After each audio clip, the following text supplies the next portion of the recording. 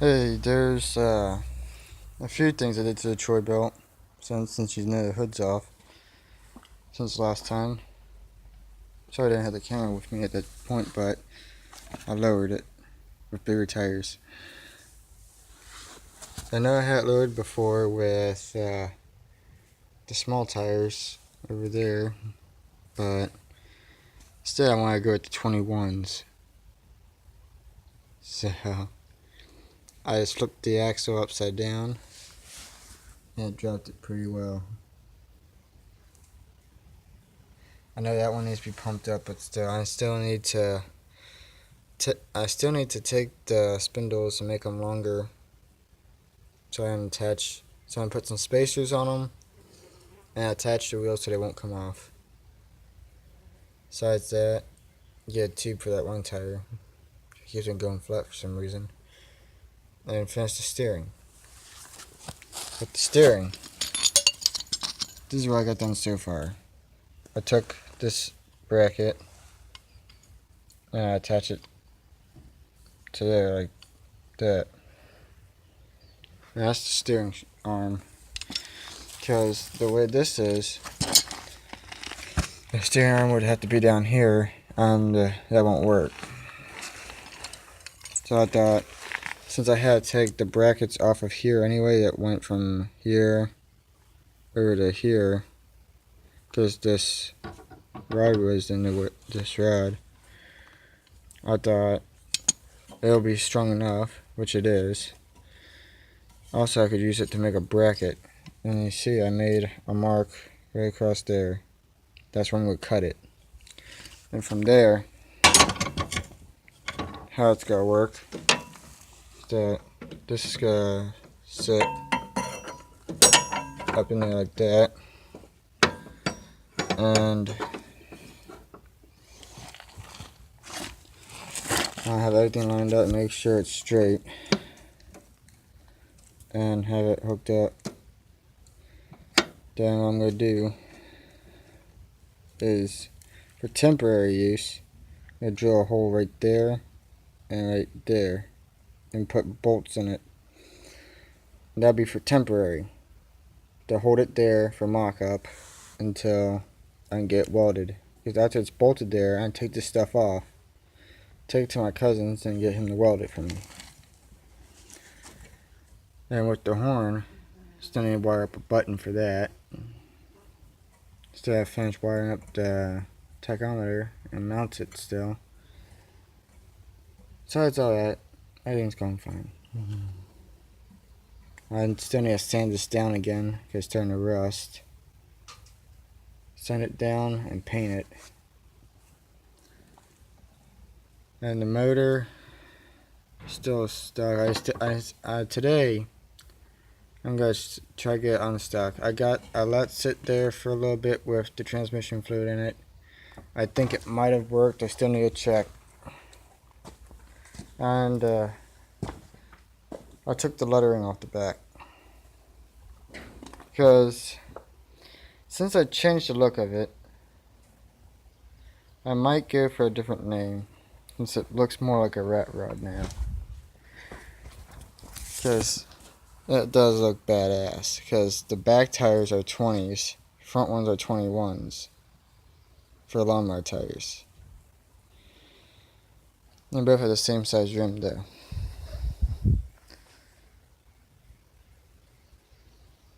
This thing just looks so crazy because of the angle on it.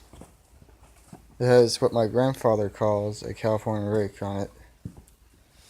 And when you sit on this thing, it just feels so weird because I'm going to hold it straight with my head. It just sits on an angle. It's pretty cool. I might lower the back of it, I might not. I might not because I like the look of it. It's pretty cool.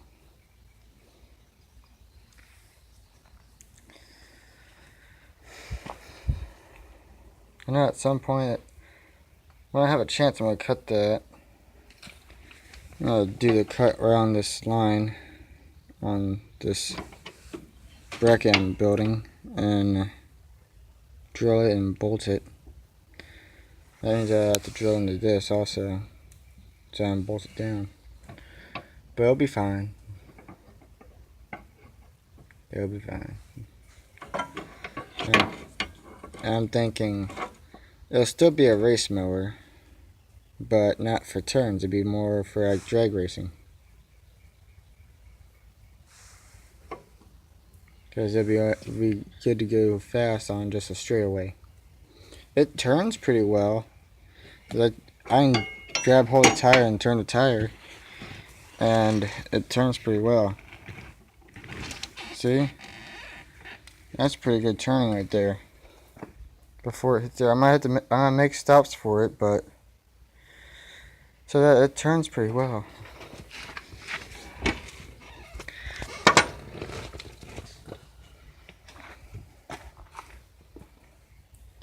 I'm not wearing my actual shoes today, I'm just wearing slippers, but it's a little bit lower. If I put stock tires on, I'd probably stay on the ground if I put stock tires on it, so I have to have these big tires on it.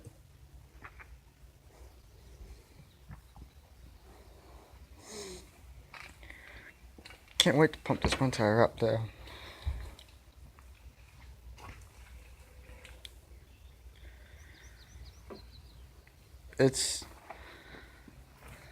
I like making race motors and stuff like that, but what I don't like is like the way people make race motors nowadays, which is make a go-kart basically out of it with a lawnmower body and a lawnmower frame.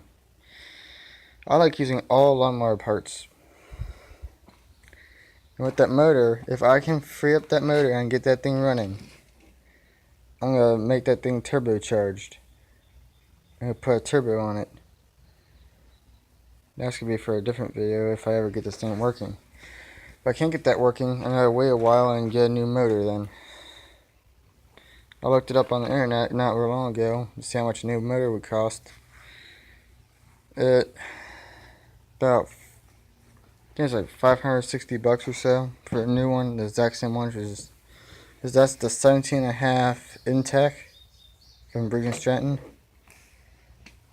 Because I have the top cover for it over here.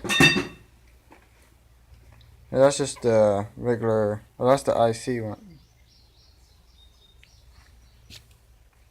It's just 17.5 RHV. It's not the Intech. The Intech looks exactly the same, and everything's exactly the same on it.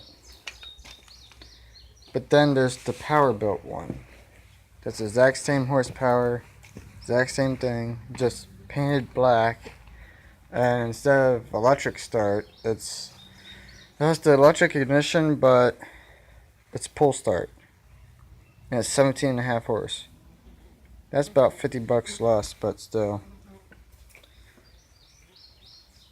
I'd rather have my electric start. Especially if I'm going to have a tack on it too, so hey. Also, it comes with the alternator. Another thing I did that I almost forgot about. I took that bolt, and there's two other bolts here, and then that bolt, and I took this shield up here off, and I mounted a switch for the tack, for the lights on the tack. And also I drilled a hole right here. I still need to paint that real quick before it rusts. And I thread my wire through it just so I know what wire goes to it. I'd rather have the electric start because I already have the wiring harness for electric start, plus the green wire for the tack. Yeah. Can't wait till it's done so I can ride it. It'd be cool. But I know I had to get when I go to my cousin's, I had to take some round iron bar, and have the spindles extended, and get a hole drilled into them too, so I can put a pin in them, and get spacers. Because those tires are way too close, because I can barely get the hood on. When I put the hood on, it is very tight. But after I get the spacers on it and the spindles extended, it should be fine. It'll look cool too. I just love the way it looks. It looks like a rat rod. That's what I love about it. I know if I go to the show with it, everybody will love it. Especially my friends. Also, I gotta get a seat put on here too. Get rid of these two levers. Those two levers won't do any good. That one's gonna stay. There's these two, the PTO and deck height. I need to get rid of those. Shifter needs to stay there, and the other shifter's right there.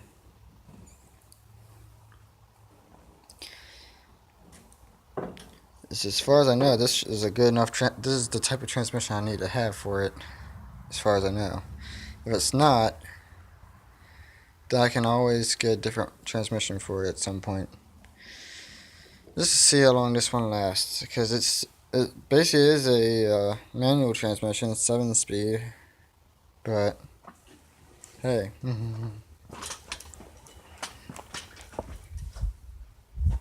We'll find out. So, see you next time.